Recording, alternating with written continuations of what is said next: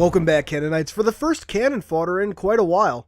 The last few, while definitely nice, haven't really had anything I was really eager to talk about. But that changed this week when we got a small look at the upcoming Anvil's Legacy update.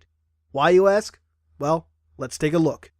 Well, actually, before diving in, I want to apologize for the lack of content this past week. As some of you may know, my copy of Halo Ground Command came in and I wanted to do an unboxing video. Like with Fleet Battles, such an unboxing would also include the assembled sets, and therein lies the reason for my inactivity. These figures have been taking a really long time to assemble. It's not that they're complicated or anything, but they're pewter figures rather than plastic or resin, meaning I usually have to hold figures in place for a good amount of time before I can move on to another one. But rest assured, I'll have the final video assembled very soon. And speaking of unboxings, I have also confirmed my Halo Legendary crate will arrive before I leave for PAX Prime, so there's another unboxing video to look forward to. Anyway, with that all out of the way, let's actually dive in. As I noted earlier, this week gives us a preview of the upcoming Anvil's Legacy update, and we start with a look at the new maps. First is the new Arena map, a water temple-style reimagining of Halo 4's haven, now known as Mercy. The architects of this haven wrought miracles of stone and metal to house Vesper bells, hushed scriptoriums, and ocular pools. The healing waters spun in its heartspring are boon beyond measure, enriched with new topic compounds and microscopic sprites that cool Tempest's souls and mend even the most grievous wounds. Sealed away by the prophets for 2 millennia, the temple halls once again ring with the songs of victory, while Kaidans clad in traditional finery drink herb-based draughts and consult the record archives before planning their next campaign, as they did in the days long before the Covenant. So nothing major to discuss there, but I love the lore behind this map. It gives a very Jedi Temple sort of vibe to it, at least to me, especially with the mention of these archives. And in fact, in last week's update, we got a very interesting piece of concept art showing a number of Sangheili likely Kaidans in traditional garb, gathering in the temple in what was likely a pre-Covenant time, but perhaps even now in the post-Covenant. I absolutely love it. I also love how we now have 3 maps, all named after High Prophets. Next up is the Warzone Assault variant for Attack on Sanctum, Temple. Sangheili Kaidans and Arbiters once made pilgrimages to this temple to sit in meditation and reflect on duty and the momentous actions they were about to undertake. But that was when the temple was whole, a living tabernacle dedicated to the spirits of war and hearthfire.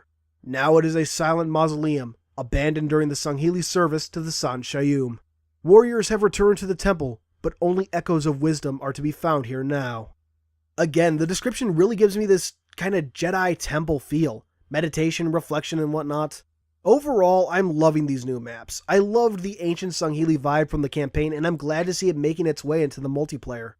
After that, though, we take a look at some new weapons coming with the update, starting with one that has me particularly excited, the Hunter Assault Cannons.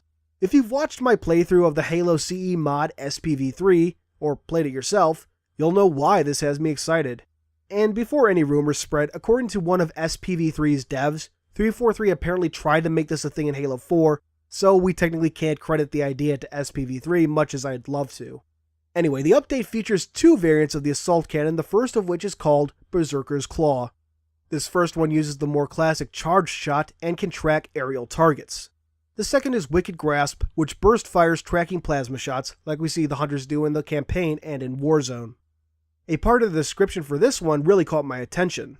The Lekgolo that remain in this stolen limb retain a vestige of their once expansive composite mind. Nothing to really discuss, just sounds cool as hell. And closing out this episode, we have 2 pistol variants, which I'm honestly glad to see more of.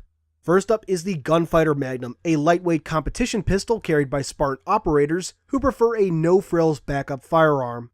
This quick-draw Magnum fast reloads magazines and features iron sights only, no SmartLink scope. That'll certainly be interesting to try out. The last weapon is one many ODST fans have been very excited about, myself included, the Tactical Magnum. A whisper-quiet tactical pistol loaded with armor-piercing rounds, tailored for Spartan Force reconnaissance missions. This is a match-grade Magnum with an integral baffle-free suppressor and 2x full-visor SmartLink. So, yeah, it's basically the Spartan version of the M6C SOCOM from Halo 3 ODST. But also of interest was the mention of the full-visor SmartLink, which would seem to give a canon differentiation between the classic Halo zoom still featured on some Halo 5 weapons, and the general SmartLink zoom featured on almost every other. It's a small detail, but one I certainly appreciate. Well, that's it for today. It was fun to get back into a Canon Fodder article, but I need to get back to ground command. Before we go though, next weekend I'll be at PAX in Seattle, so don't expect much in the way of content. I'm going to try and get something scheduled to release over the weekend, but we'll see what happens. If any of you out there are also attending PAX though, maybe we'll be lucky enough to run into one another. Thanks for watching as always, and until next time, this has been Halo Canon. Hey guys, thanks